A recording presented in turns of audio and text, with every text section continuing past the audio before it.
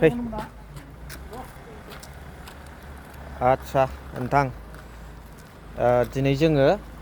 BTC secretariat लांगोना माने ग्राउन्डआव दङ नैबे बिथां BRB बेनाव माखासे आङो कुइसन सोंगोन खम समनि गेजेरावनो जालांगोन बे आगे बर' थाबायलांनानै सोंसै दिनैनि दिनाव मानाव गेदेर BTCनि चिफ हाग्रामा महिलारि सारा नीलकान्त गयारी मानगोनां बर' साहित्य सभानि जेनेरेल सेक्रेटारि बिथांखौ सिनाया होनदों बेनि अर्थ'खौ नोंथाङा मोजाङै रायजोफोरनो बेखेवना होदो जे बिथाङा मा खामानि मावखो मा दाय मावखो नीलकान्त गयारी बिथाङा बे हाग्रामा महिलारि सारजों सिनाया होनजालायनाय बेनि सोमोन्दै नोंथाङा फंनैसो रायजोफोरनो खिथाहरदो खुलुमबाय लोगोफोर दा फंनैसोल' माने फिननाय होगोन आरो दा बे जाहैबाय दिनै BTCनि चिफ मानाव गेदेर महिलारि सार बिथाङा साहित्य सभानि जेनाखि जेनेरेल सेक्रेटारि नीलकान्त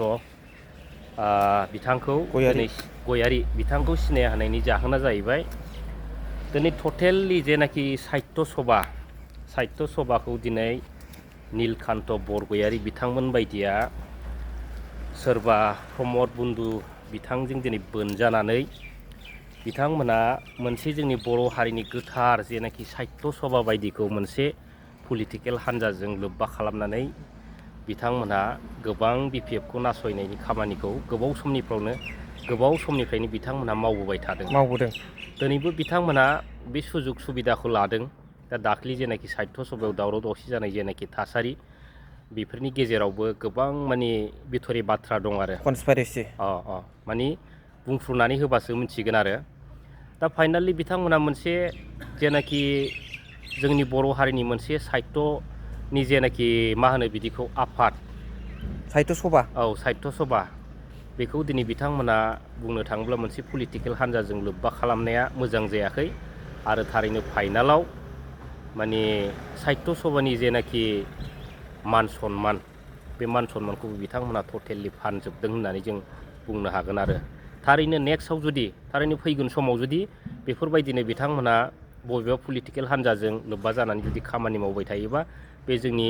साहित्य सभा जेनाखि मा होनो आफादा लास्ट पर्यन्त माने मोनसे गुबुंले बरनामजों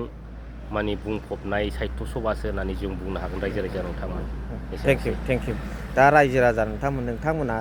नैबे बिथांनिफ्राय खोनानो मोनबाय जे मा सानो कमेन्ट्सआव लिरनानै हरबानो जाबाय थेंक इउसै नङा होमबा गोजोननाय बावहरदो थेंक इउ दे